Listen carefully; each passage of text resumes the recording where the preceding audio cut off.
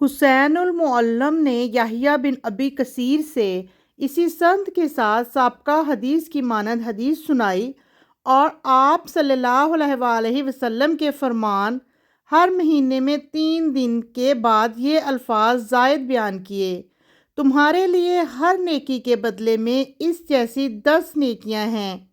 تو یہ سارے سال کے روزے ہیں۔ اور اس حدیث میں کہا، میں نے عرض کی، اللہ کے نبی داؤد علیہ السلام کا روزہ کیا تھا؟ فرمایا، آدھا سال۔ اور انہوں نے حدیث میں قرآن پڑھنے کے حوالے سے کچھ بیان نہیں کیا، اور انہوں نے تمہارے مہمانوں کا تم پر حق ہے کہ الفاظ بیان نہیں کیے۔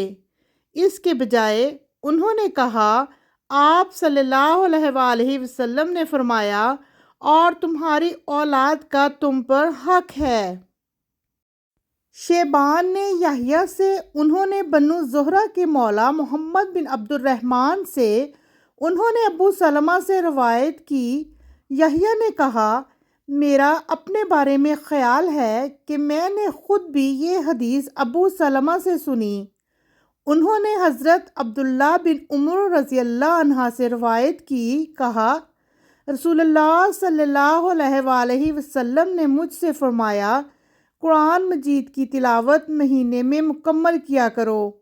میں نے عرض کی، میں اس سے زیادہ کی قوت پاتا ہوں۔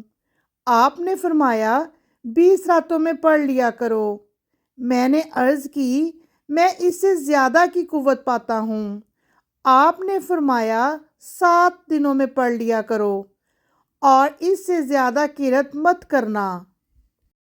سفیان بن عیینہ نے عمرو سے، انہوں نے ابو عباس سے، انہوں نے حضرت عبداللہ بن عمر رضی اللہ عنہ سے روایت کی، کہا، رسول اللہ صلی اللہ علیہ وآلہ وسلم نے مجھ سے ارشاد فرمایا، کیا مجھے خبر نہیں دی گئی کہ تم رات بھر قیام کرتے ہو اور روزانہ دن کا روزہ رکھتے ہو؟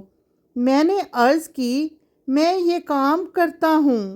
آپ نے فرمایا، جب تم یہ کام کرو گے تو اس کا نتیجہ یہ ہوگا کہ تمہاری آنکھیں اندر کو دھنس جائیں گی اور تمہاری جان کمزور ہو جائے گی۔ تم پر تمہاری آنکھ کا حق ہے، تمہاری اپنی ذات کا حق ہے، اور تمہارے گھر والوں کا حق ہے۔ قیام کرو اور نیند بھی لو، روزہ رکھو بھی اور روزہ چھوڑو بھی۔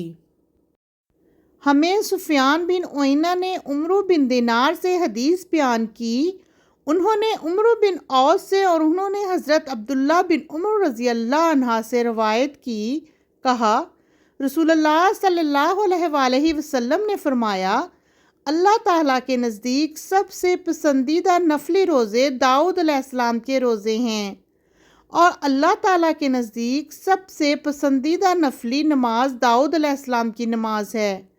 وہ آدھی رات تک سوتے تھے اور اس کا 1/3 قیام کرتے تھے، اور اس کے آخری چھٹے حصے میں سو جاتے تھے، اور ایک دن روزہ رکھتے تھے اور ایک دن افطار کرتے یعنی روزہ نہ رکھتے تھے۔